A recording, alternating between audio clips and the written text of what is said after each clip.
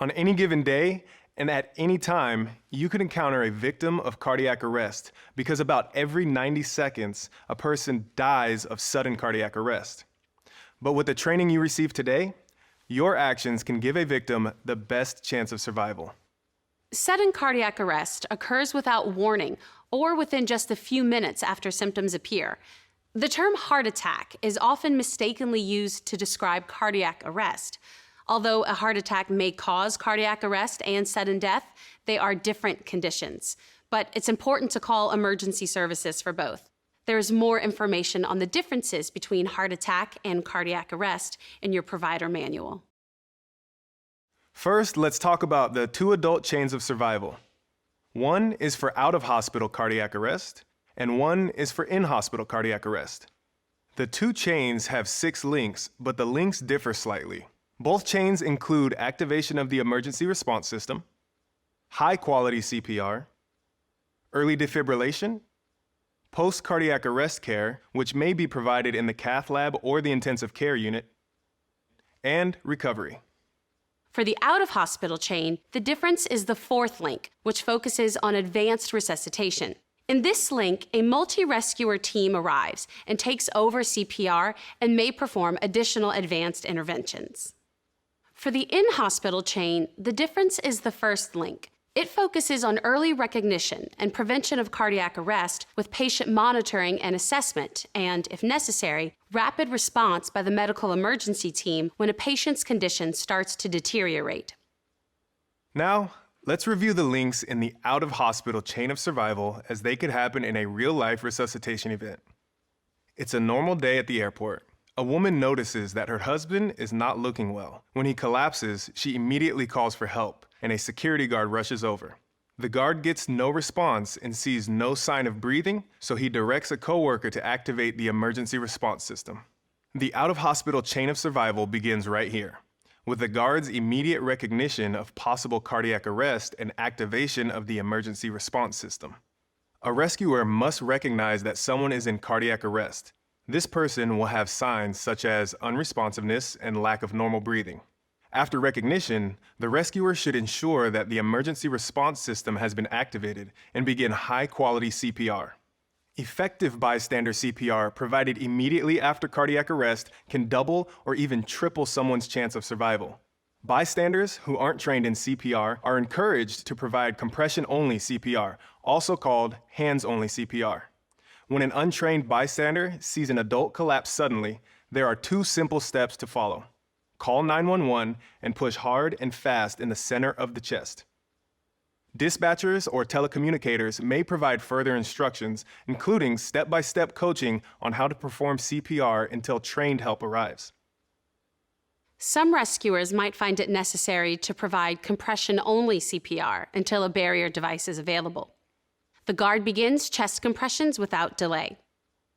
A second guard returns with an AED. This introduces the next link in the chain of survival. The AED, or Automated External Defibrillator, is a lightweight portable device that can identify an abnormal heart rhythm that needs a shock. The AED can then deliver a shock that can convert a rhythm back to normal. Most sudden cardiac arrests are triggered by abnormal heart rhythms called arrhythmias. A common and treatable arrhythmia causing cardiac arrest is ventricular fibrillation, or VF. With VF, the heart's electrical impulses suddenly become chaotic and ineffective. Blood flow to the brain and other vital organs stops abruptly, and the person loses consciousness. Death usually follows unless a normal heart rhythm and pulse are restored within minutes. The AED uses voice prompts, lights, and on-screen messages to tell the rescuer the steps to take. AEDs are simple to operate, allowing lay rescuers and healthcare providers to attempt defibrillation safely.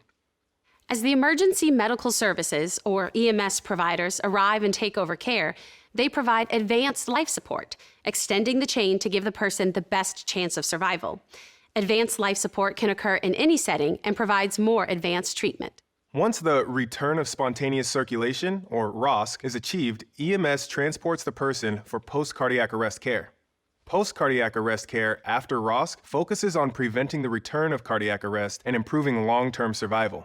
Recovery from cardiac arrest continues long after hospital discharge and includes physical, emotional, and family support. These 6 links show the most important actions needed to treat cardiac arrest.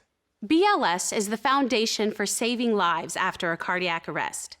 In this course, you'll learn the skills of high-quality CPR for people of all ages and practice delivery of these skills, both as a single rescuer and as a member of a multi-rescuer team. Now, let's go back and review a rescue, focusing on the steps of BLS as they happen. There are several steps of BLS that you'll need to perform when you suspect that a person is in cardiac arrest. First, scan the scene to assess safety. Then, check to see if the person is responsive by tapping and shouting. If they do not respond, activate the emergency response system and get an AED, or send someone to activate the emergency response system. Next, check for breathing by watching the chest for rise and fall.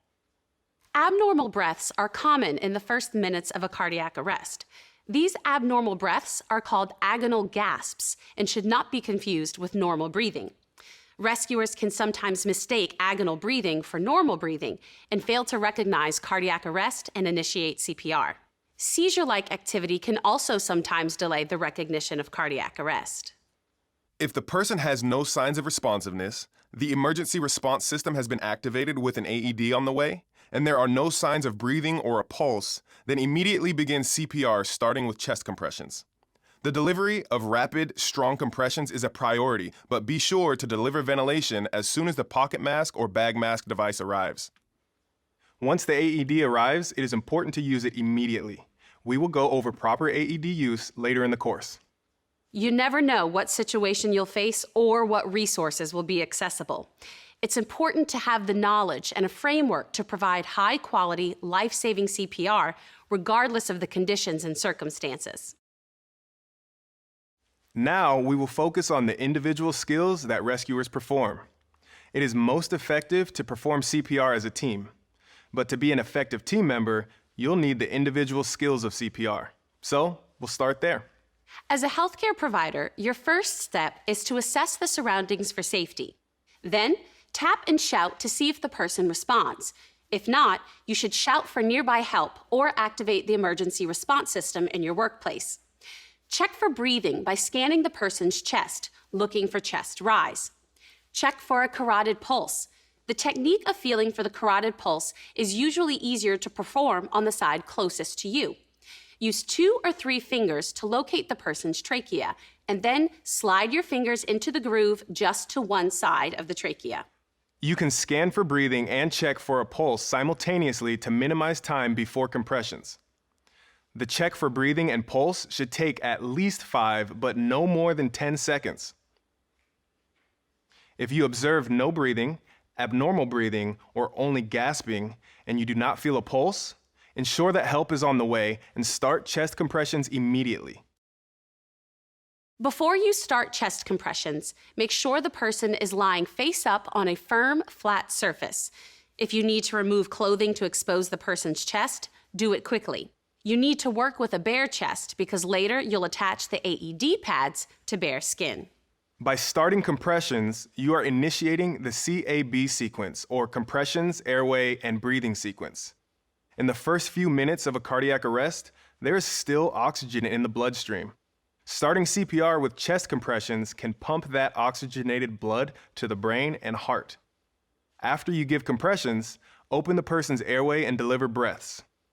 It's important to minimize interruptions in chest compressions to 10 seconds or less. Each time you stop compressions, the blood flow to the heart and brain decreases significantly. When you resume compressions, it takes several compressions to increase blood flow to the heart and brain back to the same levels. So any interruption in chest compressions can result in low blood flow and minimize the chance of ROSC. To begin, place the heel of one hand on the center of your mannequin's bare chest, over the lower half of the breastbone. Place the heel of your other hand on top of the first. Make sure that your shoulders are directly over your hands with your elbows straight. And when we start, remember to push straight down on the breastbone to get adequate depth. When you push, push hard and fast. There is some evidence that compressing too deep can increase injuries from CPR. However, a larger problem is that most providers don't compress deep enough. So focus on making sure your compressions are deep enough. Compress at a rate between 100 to 120 per minute while counting out loud, making sure the compressions are at least 2 inches or at least 5 centimeters deep, and allowing the chest to recoil after each compression. We recommend using a feedback device that provides real-time corrective feedback on CPR quality regarding rate, depth, and chest recoil, not just when performing CPR in practice, but also in your workplace. We'll talk more about feedback devices throughout the course, and you will complete some practice and testing with them later. You can follow along with what's on the screen as you perform compressions yourself. You'll perform 3 sets of 30 compressions after you assess the scene. We'll pause here while everyone gets into position.